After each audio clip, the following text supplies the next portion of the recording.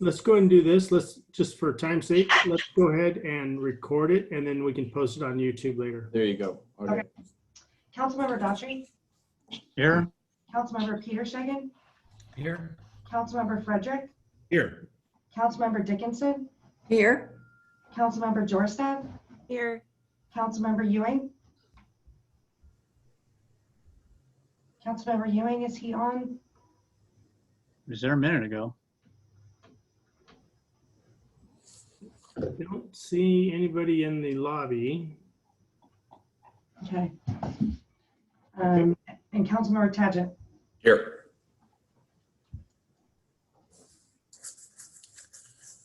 Okay, so can, Why don't we do a motion to excuse him pending him showing up? that sounds great, Marcus, go ahead. I make a motion that we excuse Council Member Ewing for the meeting until he shows up online. Second that motion. Okay, I have a motion and a second. Anybody not in favor? Okay, that motion passes then. Council President Tagent, can you give us an agenda? Brett, can you let Ron in? Oh, I just did. No. Great. Can I take the approval of the agenda? I move to approve the agenda. Second. Got a first and second. All in favor of approving the agenda? Aye. Any opposed? Great. Motion carries unanimously. Mayor, can you repeat to me who just made the motion and seconded? I'm just getting used to voices. Sorry. Yes, Councilmember Daughtry. Daughtry made the motion, and I think it was Councilmember Jorstad seconded it. Yes. Great. Is that correct? No, it was Sean Frederick. I thought it was Sean Frederick.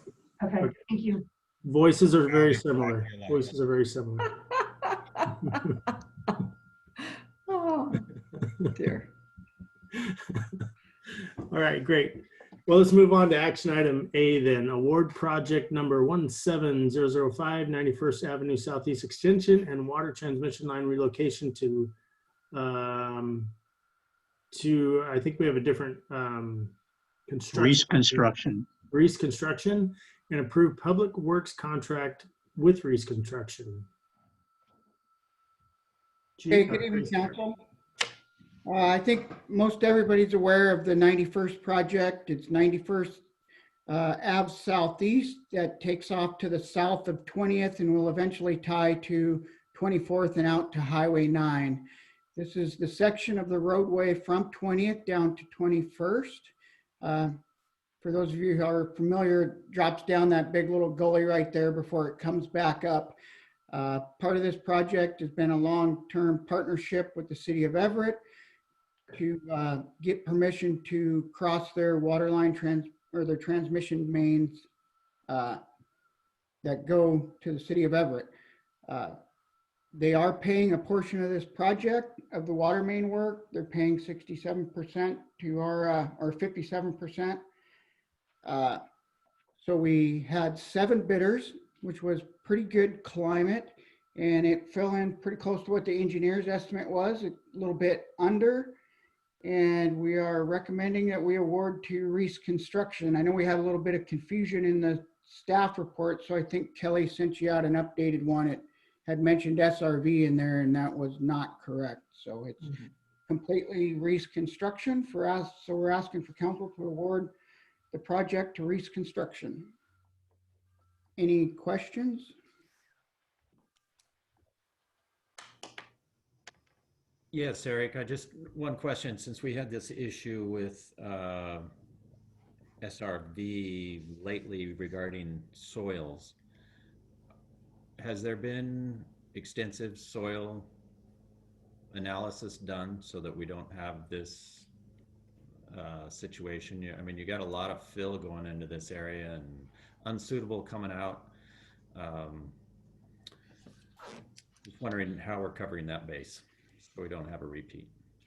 Yeah, we've done extensive geotech work, obviously, because of the big fill there in the Everett water transmission main. So I think we've covered it as far as the spec goes. We adjusted the spec on the Bat Lane project because of the 20th one, and we went back through this one with Lochner to make sure that we were covered.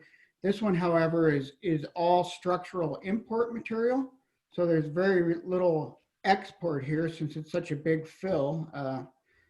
And it's all structural fill that's coming back in. So I don't envision having the same issues here that we had on the other project. However, we have tightened up that to make sure that it never happens again, actually, on any project. So we.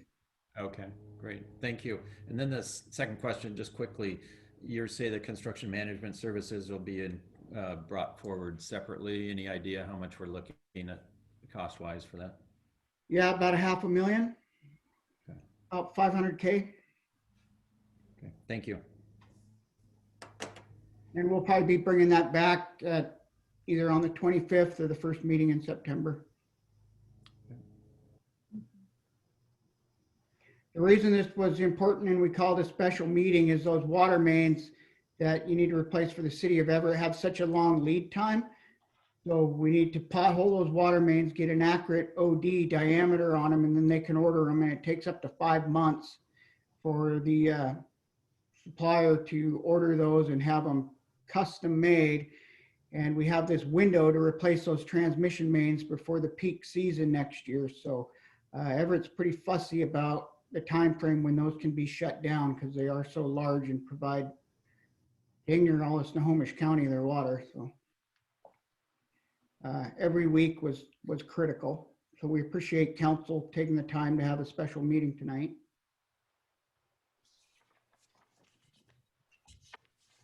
There's no further questions. I move to award project number 17005 to Reese Construction. Second.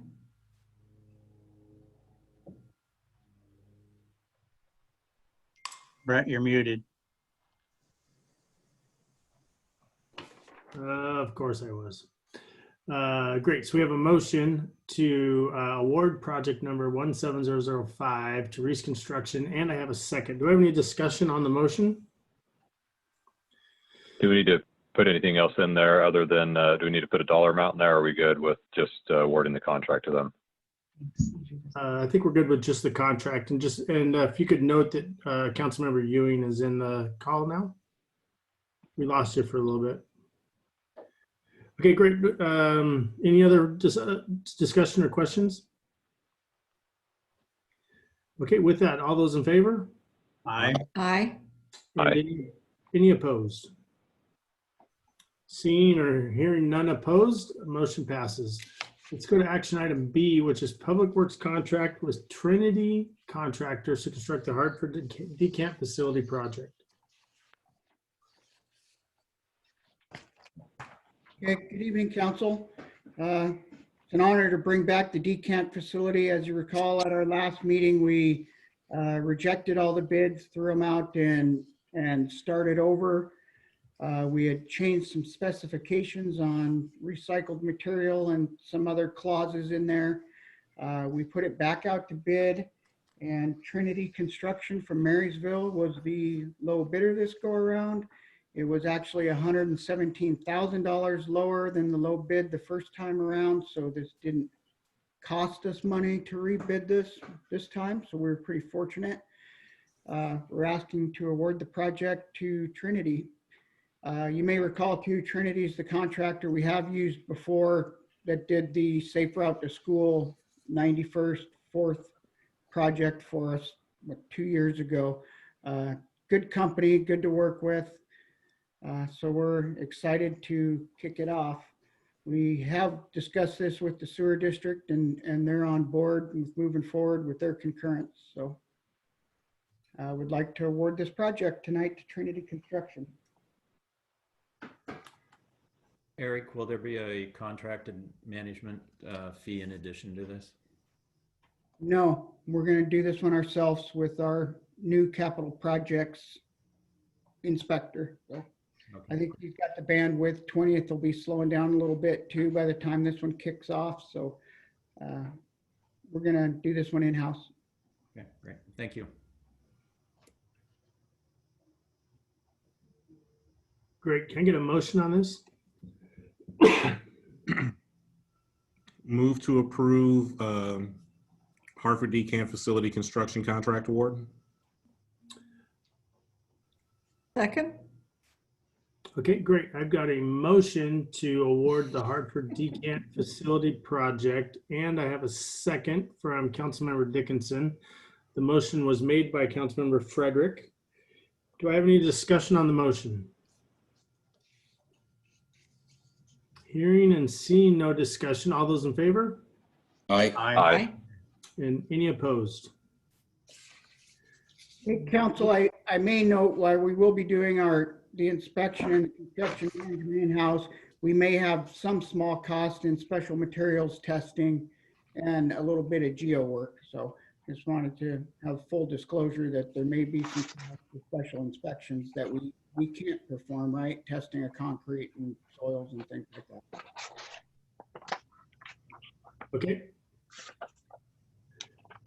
And that motion passes. So let's move on to action item C, which is adoption of resolution 2020-19, accepting the 60% petition for the Machias Industrial Annex. Russ. Okay, good evening, Council. This is a project we started a few years ago in 2017. We'd had an initial petitioner from the Machias industrial area that wanted to annex into the city. They've been kind of slow as they've pushed the annexation forward, but we do have the required signatures in excess of 60% of property owners by valuation.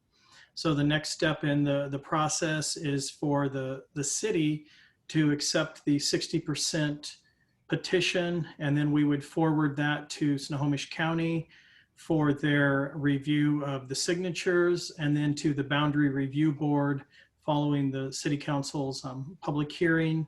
There will be a 60-day review period by the Boundary Review Board. So we'd be looking to complete this annexation in late October or November of this year. Happy to take any questions. I have a question, Russ. I'm thrilled at the idea of having more jobs in Lake Stevens because I think it's really going to help the transportation issues that we have. People can work here and live here as well. But I'm wondering if the people that we're going to be able to employ there will get paid enough to stay here, or would they still have to travel in from elsewhere? So that's kind of one of the thoughts I have is affordable housing, is this tying together with affordable housing to have these jobs? And I'm sure that we're going to be very careful about any impact on the wetlands and the lake from this kind of construction. But I do celebrate us getting more industrial work in Lake Stevens. We need to have jobs right here in town. So that's all. Thank you for your comments. Thanks, Russ. I have a quick question. I looked at the signature page and noted that there were, I think, just 2 signatures. And I'm guessing it's because those 2 parcel owners own 60% or more of the value of the land that's being annexed. Is that correct? That is correct. The person who started the annexation, they own about 50%, 40 some to 50% of the value. And this other person owns about 10% of the value of the area. Okay, do we know if any of the other parcel owners are aware of the movement to annex that land? We have held 2 public meetings in the past, and the petition has been at least brought to the attention of these other property owners. Okay. Have we received any, I guess it would be probably public notice, any other, any opposition at this point by any of the other parcel owners? No, we'd had numerous conversations over the last couple of years with some of the property owners out there. And that relationship building is what finally got the other person to sign on, just a long term answering of a lot of questions. So I don't think there's any significant opposition. It's just change. And the biggest question a lot of the folks had is the difference between the county's designation and the city's designation. And so we've zoned it as close to the county as we can. Great. Thank you very much for your work on this, Russ. Of course. Mm-hmm.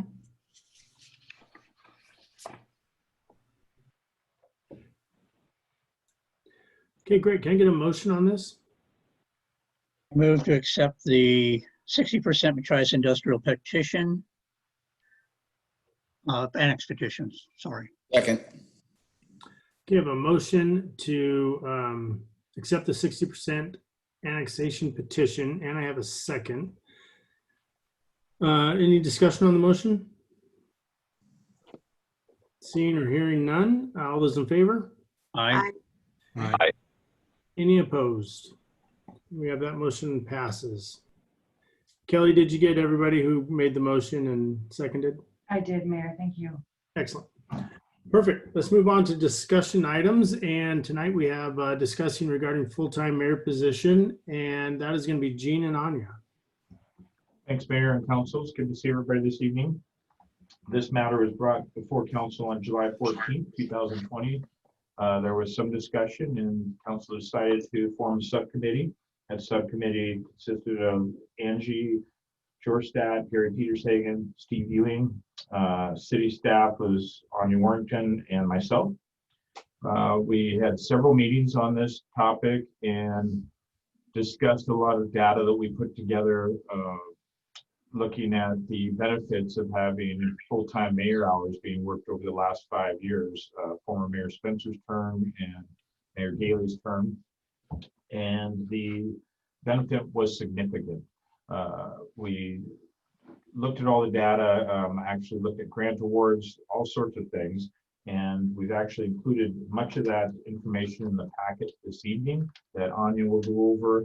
But this is just an introduction this evening. We wanted to get it in front of the full council, and we'll be bringing this back as a discussion item on the 28th, 25th.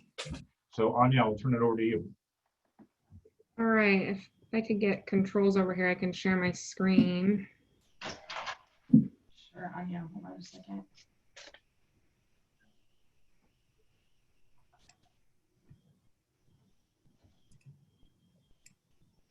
Says I'm disabled still. Try it now. Okay, that works. You're a co-host. Let's see.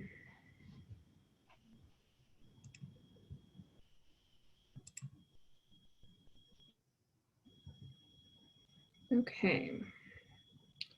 Can you guys all see my screen now? Yes. Okay, perfect. So in the packet, we put together quite a few items, and I'll try to be short and sweet. We tried to get this packet to you guys as soon as possible, so you had plenty of time to review it. So I hope you guys all had a chance to review it all thoroughly, but I will kind of go briefly over which each document was.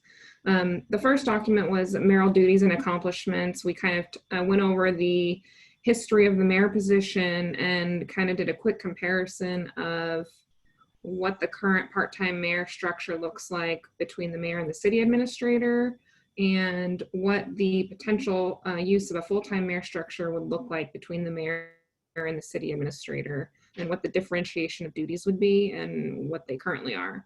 And then we also looked at the part-time versus full-time value of, you know, availability, leadership, communication, operations, and support, and what that would offer. We reached out to our lobbyist, Doug Levy, for some comments. So we included that in our presentation when we went to the subcommittee. We also, in your packet, you saw letters from former Mayor John Spencer, as well as the food bank supporting a full-time mayor. We also looked at the mayoral accomplishments in economic development and leadership, and the plans, the mayor's implementation plan moving forward, if you know, if and when full-time mayor occurs, some of the potentials that he could be used for. And then connecting that, why does it all matter? Why does it connect to the city's vision and mission of creating a sustainable community, vibrant economy? So this kind of all supports that, and this is how. So looking at a needs assessment of the city, what are the needs? Why are those the needs? And how does a full-time mayor address these? So we did a quick comparison of those. And we also looked at comparable cities and different structures and what they had, as well as salaries. And then this is just the ending, some words from the letter that was also attached from Mayor John Spencer. Second item we included was the economic development slides. I'm not going to go over each one of those, but this kind of helps encompass what economic development we've been doing and currently doing in the future. As well as what Jean mentioned, there was a grant funding comparison done to kind of show the different grants that the city has received recently and comparing them to other cities. And the last thing I have for you was not in your packet. This is showing a average. We took the average salary of the comparable cities for a full-time mayor and plugged that into our general fund and what it would look like as a budget impact. And as you can see, the budget impact would be, we would hit our 10% reserve near the beginning of 2026 versus near the middle. And that's including salary and benefits. So that's all I have to go over for the preliminary portion of the discussion. If you guys have questions, and I see we have one, we can go through, talk through that and discuss. Okay, I guess that was me. Looking through the slides that you gave us, especially the one with Doug Levy, I think it's a little confusing, especially maybe, I'm not trying to assign this to our new council members, but there might be some misleading information in this. The misleading information could be where it's talking about a strong mayor. We have a strong mayor. The difference between a strong mayor and a weak mayor is how our city is set up. And we have a strong mayor. So taking the strong out and saying full-time is fine, but trying to say that there's a difference in what our mayor is and what a strong mayor is not correct. Because we are a strong mayor type of city. Thank you for clarifying that, Kim. I thought so too when I saw that.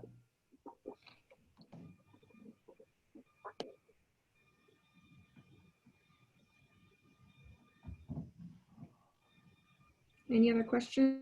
Well, or the subcommittee members wanted to pipe in and add anything that we missed? This is Angie. Thank you for the briefing on the information and on the packet.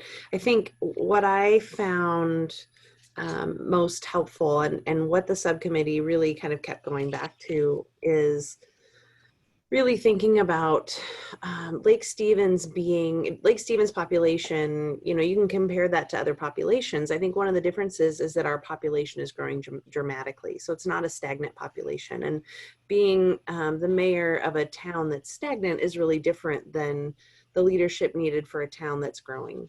I think that the conversation kept going back to, you know, what does Lake Stevens need, but what do the citizens of Lake Stevens deserve? And I really appreciated looking at it through that lens and really thinking through the sort of this notion that you know, a part-time mayor is going to be part-time dedicated to, you know, what the city is the direction the city is moving. So I appreciated the subcommittee's work. The information that Gina and Anya brought for us was really enlightening and really helpful. I think we had some really great discussions around which direction this could go.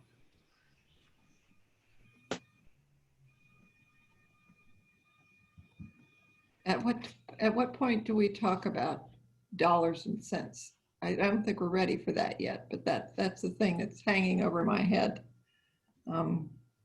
It's going to cost. What will it cost?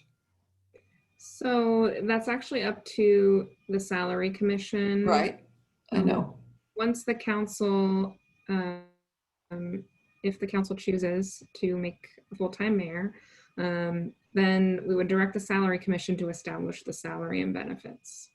So like I showed you here, I think it's still up on my screen, is kind of an estimate of what the impact would be in dollars and cents. Taking those city comparables that were in the PowerPoint and looking at the average of what a full-time mayor would make, that's probably the best we can do at this point, because the salary commission really has the determination of the salary. So we're not quite sure. This is just a very rough estimate of what the budget impact would look like. So I hope that helps answer your question, Mary. Well, these numbers are really tiny. I'm trying to see. Maybe I can make them bigger. And I think the most important part here is that the black line is the 10% reserve line. And the gray line is the full-time mayor position. And the blue line is the current baseline that we have. And so what this is saying is that with adding a full-time mayor, we would hit our 10% reserve in the beginning of 2026 versus middle to end of 2026. Okay. As a subcommittee member, I appreciate Angie's comments. We did kind of wrestle, I guess, with that question, what is best for the city? And so I believe we came to the conclusion that with the size that we are, and as Angie indicated, the growth that we're experiencing, it's time to make that move. And the benefits of obviously a salary, we felt the benefits outweighed that as far as the costs. So I think we're fairly, Steve can chime in as well, Councilmember Ewing, but I think we're unanimous in our recommendation to move this forward with the idea of making the mayor position a full-time position, and again, directing the salary commission to establish a salary for that. Right. Anya, I'm sorry, go ahead. I was just going to say, as far as the time frame, we are short a couple of members from the salary commission, and I think we're probably a month or two, maybe 3 months away before it would actually be in place. Is that correct, Anya? Once we get the salary commission hired or appointed, we can meet with them upon your decision, council's decision to go full-time mayor, making the action, which wouldn't be until at least end of August. Then we would get the salary commission together, hopefully early September, end of August. Hopefully make a decision and not have to meet multiple times, but sometimes they do meet multiple times to make a decision, and then there would have to be a public hearing, and then it would be effective 30 days after the public hearing or the decision. And so it could take, about 2 months, maybe, it just depends. There is a process. Anya? Yeah. 2 questions, both money related. And I fully accept that ultimately it's not about the money, but we need to know what those implications are. You mentioned, it was mentioned that the process, once there was a determination to move forward with full-time, that would have direction to the salary commission to determine what that salary is. That being said, what salary was used as the basis of the projection for the general fund impact? It was the average taken comparable cities, which was 92.97 monthly, which 111,000 a year. And my second question is, was this done in isolation, or does this projection take in the totality of the budget to include the other salary changes that we've made in recent weeks, in the past few board meetings? That question, I'm not entirely sure. I'd have to follow up with finance. So she kind of pulled the all the numbers together and gave me the. She might be on the line tonight. I'm not sure. If she is, maybe she can pipe in. But if not, I can find you that information and let you know before we make action, of course. Thank you. Mm-hmm. Anya, if the salary commission makes a recommendation and that's what it is, do we have the ability to vary that salary, or what they say is what it is? What they say goes. They file it with the clerk. Okay. Thanks for the head nod, Greg. Got my back.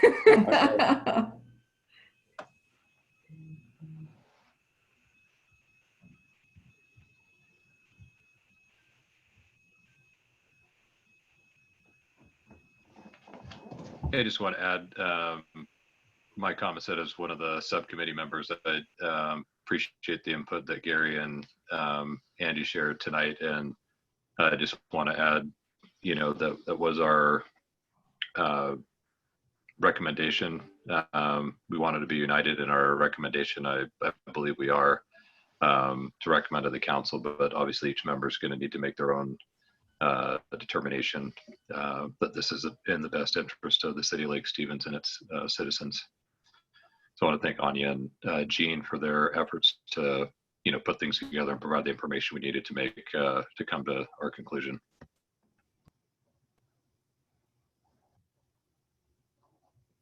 Thank you.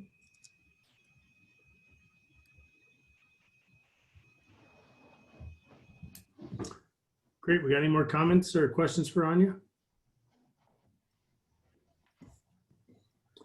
All right, then. Appreciate the discussion on that.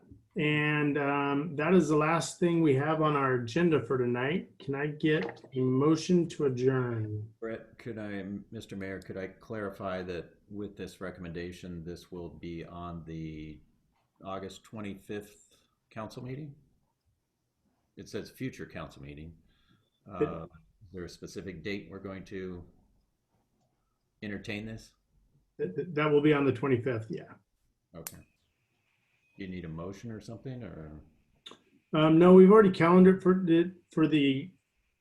that day. I think that's the day that you make it an ordinance, and then we do the salary commission, and then we do the public hearing. Is that correct, Greg? Yes. Mm-hmm. Yeah, and the ordinance could be structured that the full-time duties would go in effect commensurate with the effective date of the establishment of the salary of the position. Thank you. Any other discussion?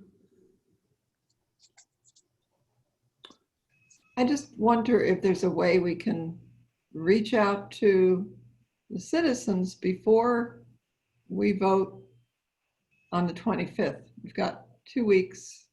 Is there something on the city website that could be a place for people to weigh in, or is that not a thing we would do? I'm new here, so just wondering if you would do that. Since we are so, locked into our homes and not able to have a gathering where we sit down and talk to people, I'm just wondering if that would be a thing. I don't know what Greg would say to that, whether that's a no-no or whatever. Just wondered. No, I mean, if we have the technical capability to either have a poll on our website or to encourage citizens to make written comment submitted to the clerk, that's all fair and fine. We did discuss that at our subcommittee meetings, and maybe one of the council members wanted to discuss that. I'm but ready, Phil. you ready for this nomination? We had discussed that it's a very kind of complex and understanding the mayor's role. And so Right. it's almost hard to understand for us. So trying to get that information to the public is, certainly a great idea. It's just how do we deliver that, and how do we accomplish what you're asking, and kind of make sure we get the right information. The great thing is that the agendas are online, and people can weigh in and weigh their comments, just like with the resolution that we did on, the diversity and equity and, intolerance for hate-based groups in Lake Stevens. People have that opportunity to weigh in, and we've got a really good citizen base that is aware of the agendas, and they share their information, which is great that we get that feedback. And you certainly could have a public hearing on the 25th before you took action if you wanted to do that.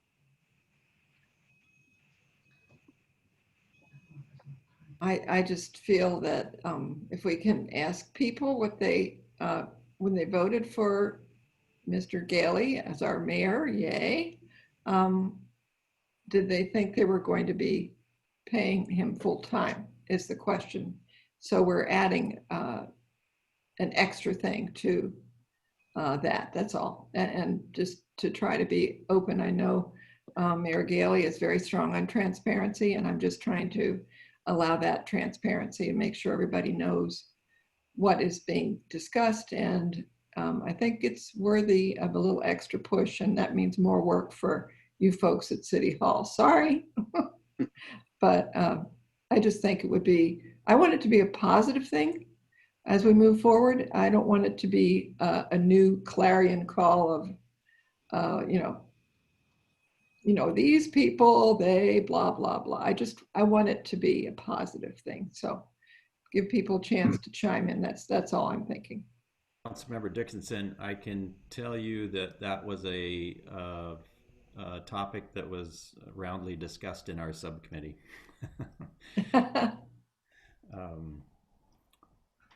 So from the subcommittee standpoint, like I say, we did not gloss over that issue. So I'm sure not.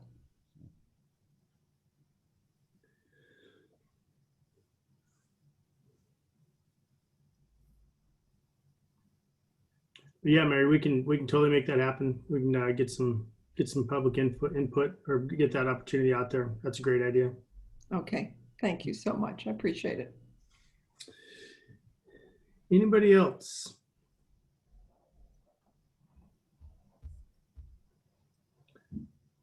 All right, can I get a motion to adjourn? Move to adjourn this meeting. I have a motion to adjourn and a second. Anybody opposed? I hear no opposed. We are adjourned. Thanks very much, everybody. Have a great evening. Get out and enjoy your families. Take care, everybody. Good to see you. Bye. Good to see y'all. Bye. Who's the second?